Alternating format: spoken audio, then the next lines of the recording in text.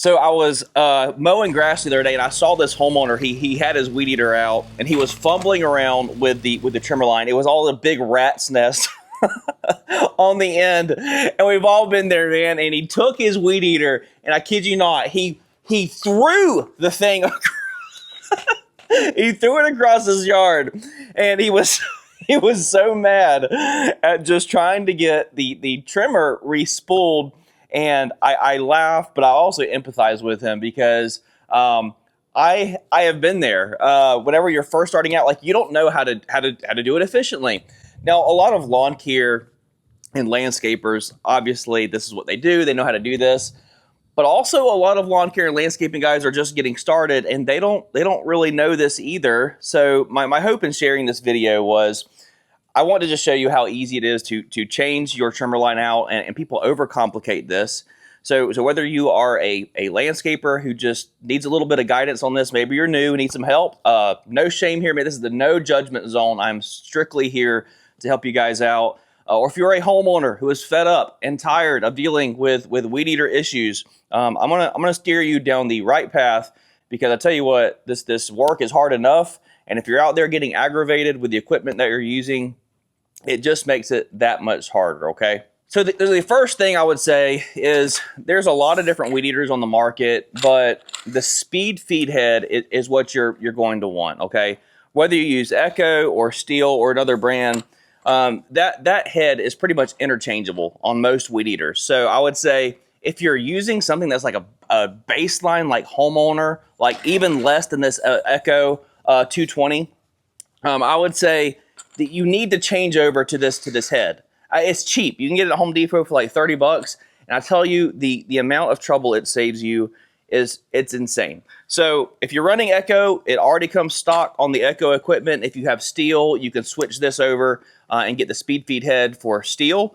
But if you're running another piece of equipment, I would say do whatever you can to get a speed feed head on your trimmer, because there's a reason that they've got this on lockdown. It's because of how easy this is. So let's just do a little close-up real quick.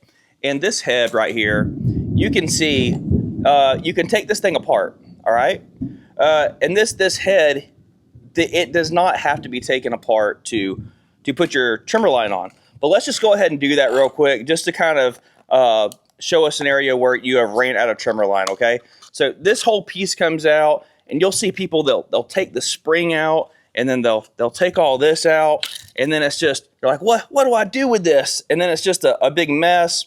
You don't have to do that, okay? Eventually, your trimmer is going to run out of a trimmer line, all right? And when it runs out of trimmer line, let's just put this thing back together the way that it was. And whenever it runs out of trimmer line, you don't have to take this thing apart, not at all. You just leave it exactly like it is. Now, your trimmer, it has run out of trimmer line. What do?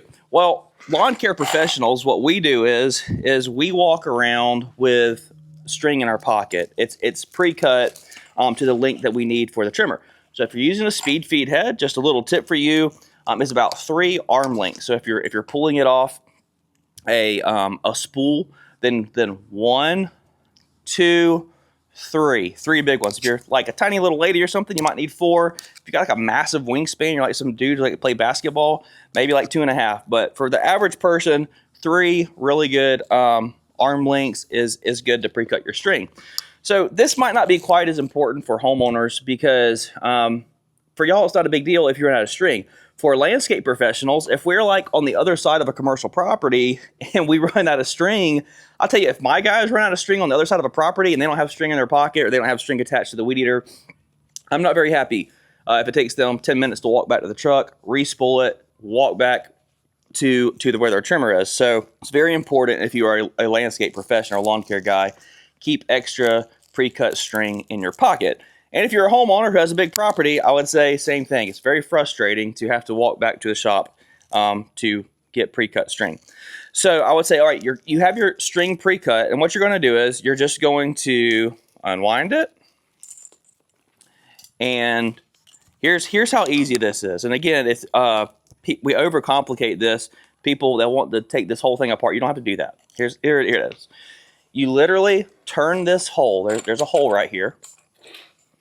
Hopefully you can see that. There's a hole here, and there's a hole on this side, all right? And if you spin this, you can move this until you see daylight all the way through. And now I can't show you that, but there's daylight through. I can see from this hole right here all the way through to this one. I can see completely through. And all you got to do is you literally take the string, you push it in this hole, and then it comes out the other side right here, okay? That's it, all right? Now I'm going to scoot you back a little bit so you can see how this works.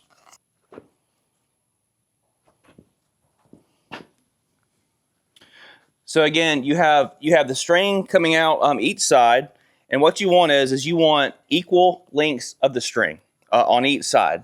So I'm just going to pull it equal.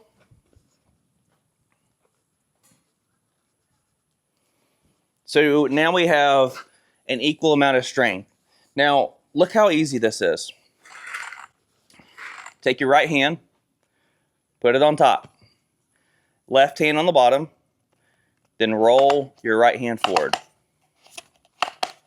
That's winding the string up. Again, all we did was we put the string all the way through, right hand on top, left hand on bottom,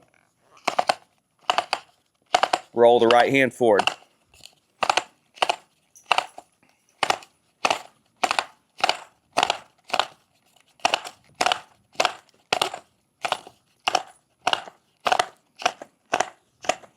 All right. Now, once you have it about to your cutting length, what I like to do is I like to just go ahead and pre-cut it and make sure that it's somewhat even.